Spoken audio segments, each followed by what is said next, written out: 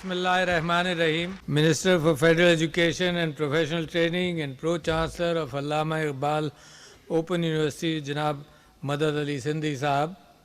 Vice Chancellor Allama Iqbal Open University, Professor Dr. Nasir Mahmood Sahab, dignitaries, members of the Executive Council,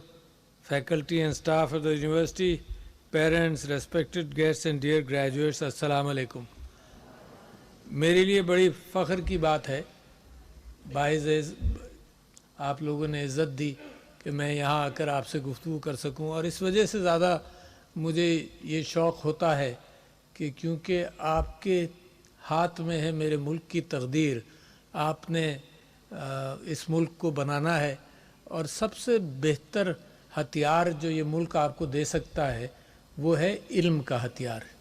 اور اس کے اندر میں نے ابھی ایک جنرل صاحب کو بھی دیکھا تو مجھے حدیث یاد آئی کہ میرے نبی صلی اللہ علیہ وسلم نے یہ فرمایا کہ بچہ پیدا ہونے سے لے کر قبر تک علم کی تلاش ہونی چاہیے۔ ہندوستان اور پاکستان کے خطے کے ایک بہت مشہور بزرگ تھے، ان کے متعلق یہ جب ان کی عمر بڑھنے لگی تو وہ ایک اونچائی پر رہتے تھے،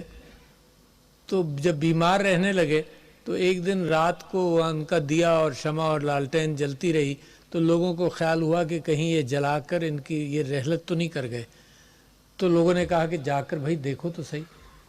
تو جب گئے تو پتہ چلا کہ وہ کسی حدیث کا مطالعہ کر رہے تھے، تو لوگوں نے کہا یہ حدیث تو آپ کو پتہ ہے مگر کہنے لگے میں ان کے راویوں کو دیکھنا چاہتا ہوں، and very close to his death وہ پھر بھی متلاشی تھے۔ تو بچوں، یہ جو علم آپ کو ملا ہے اس پر یہ تو یوں تو فخر کرو کہ آپ پاکستان کے ان ہونہار لوگوں میں آ گئے جو ایلیٹ ہے اس وقت، اور ایلیٹ میں اس وجہ سے کہہ رہا ہوں کیونکہ مجھے یہاں جب میں آپ کے پاس آیا ہوں تو بہت سارے غم ہیں، اس میں ایک غم یہ ہے کہ میرے ملک کے اندر 2.62 کروڑ بچے اسکولوں کے باہر ہیں،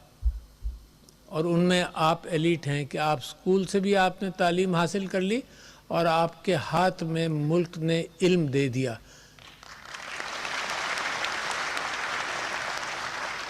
تو آپ تو میرے ملک کا زیور ہیں،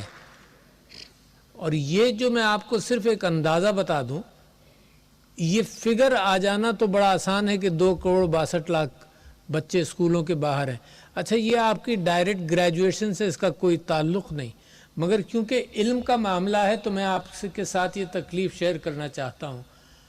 اگر ان کو اسکولوں میں بھیجا جائے تو اس وقت 50,000 اسکولوں کی ضرورت ہے، اور پاکستان بننے سے آج تک پنجاب کے اندر 55,000 اسکول بنے ہیں صرف، تو لہٰذا ایک بہت بڑی ٹاسک نظر آئی۔ دوسرے، اس وقت یہ پروونشل سبجیکٹ ہے تعلیم، اور پروونشل سبجیکٹ کے ناطے تقریباً 24 سے 28 یا 30% تک پروونشل بجٹس تعلیم پر جا رہے ہیں، اور میں کل عنقریب کوئی ایسی کیفیت نہیں دیکھ رہا کہ پروونسز اپنا بجٹ اور کاٹ کر کے 50% تعلیم پر خرچ کر دے، کیونکہ اور بھی پرائرٹیز ہیں، غربت بھی پرائرٹیز ہے، صحت بھی پرائرٹی ہے،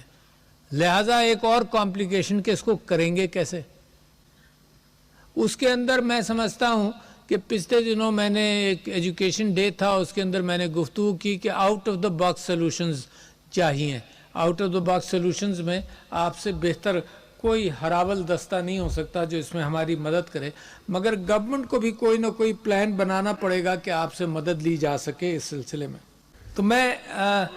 علم کے حوالے سے بچوں میں آپ کو مبارکباد پیش کرتا ہوں، مگر پاکستان کی ایک طاقت بھی آپ کو بتانا چاہتا ہوں۔ اچھا، یہ جو فگر میں نے آپ کو بتایا اس کو ریجن کے ساتھ کمپیریزن کے اندر بھی آپ ذرا سا سمجھ لیجئے۔ یہ 44% بچے ہمارے اسکولوں کے باہر ہیں، اور ریجن کے اندر جس میں ہندوستان، بنگلہ دیش اور سری لنکا ہے، کوئی ملک ایسا نہیں جس کے 98% بچے اسکولوں کے اندر نہ ہو، کوئی خطہ ایسا نہیں ہے۔ تو بہت بڑا سیٹ بیک ہے، اور یہ مستقبل کا سیٹ بیک ہے، اور ان مستقبل کے اندر ان بچوں کا ہم کیا کریں گے، کیسے لے جائیں گے۔ تو ایک طریقہ تو اس وقت میں مدد علی سندھی صاحب کا شکریہ ادا کرتا ہوں، منسٹر صاحب کا، کہ فیڈرل ایجوکیشن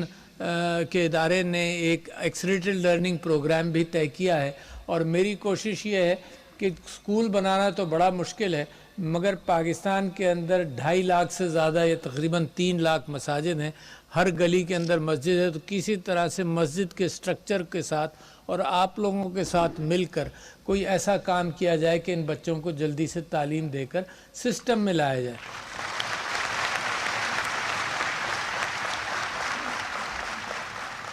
اچھا، میں آپ سے یہ کہہ رہا تھا کہ آپ کی ایک اسٹرینتھ ہے جو پاکستان کی ایک بہت بڑی اسٹرینتھ ہے، اور آج کا دن اس اسٹرینتھ کو آپ سے بس یاد دلا دینا، آپ کو یاد ہے، کوئی خاص بات میں نہیں کروں گا مگر اس کو ری انفورس کرنا چاہتا ہوں۔ وہ اسٹرینتھ ہے پاکستان کا خاندان۔ پاکستان کا خاندان اس معنی کر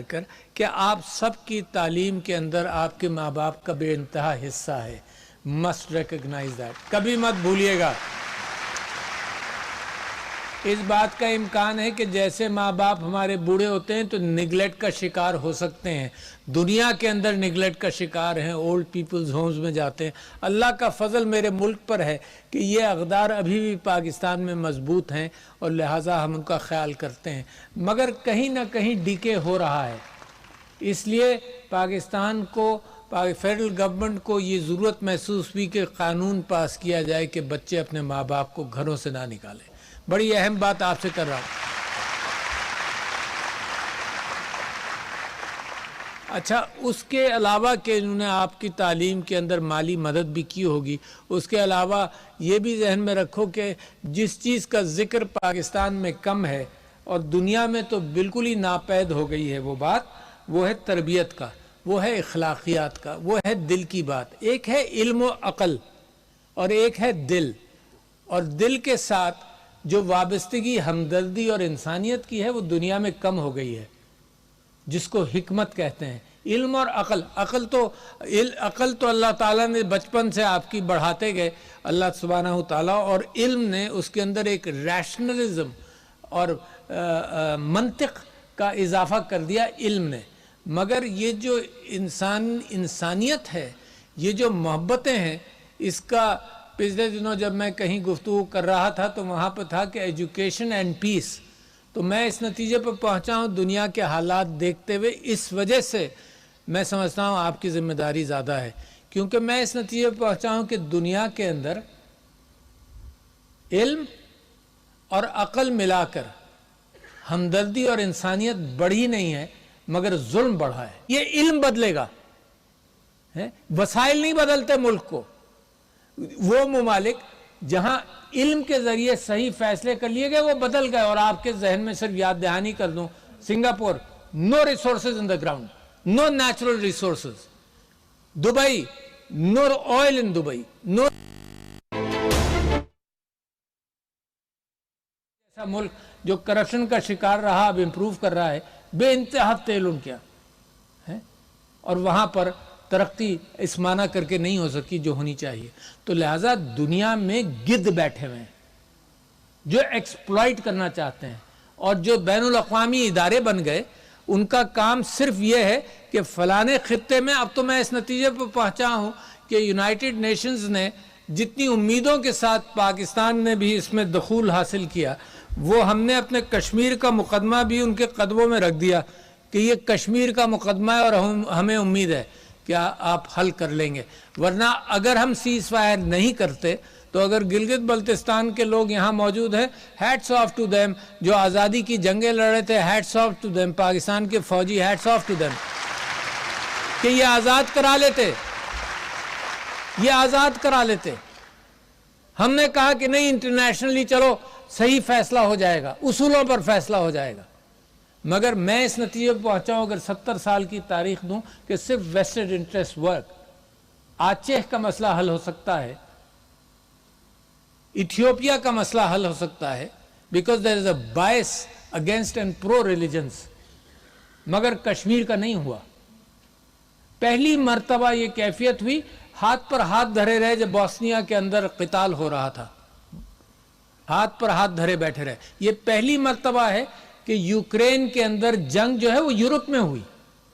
تو لہٰذا ایک بہت بڑا کرائسس ہے. یوکرین کے اندر بھی معصوم مارے جائیں تو مجھے اور آپ کو افسوس ہے، کیونکہ میرا قرآن اور میرا اللہ سبحانہ و تعالیٰ فرماتے ہیں کہ ایک انسان اگر مارا جائے تو انسانیت ماری گئی، اور ایک انسان کی جان بچا لی تو انسانیت کو بچا لیا. تو وی آر دا پیپل جو who ٹاک اباؤٹ انسان irrespective آف ریلیجن. لہذا ہمیں تو ہر جگہ کا غم ہے. مگر یہ تو بچوں، میں آپ سے یہ کہہ رہا ہوں کہ دنیا کو اس وقت ضرورت ہے اخلاقیات، ایتھکس اور موریلٹی بیسڈ ورلڈ آرڈر کی. اور کہاں سے نکل سکتا ہے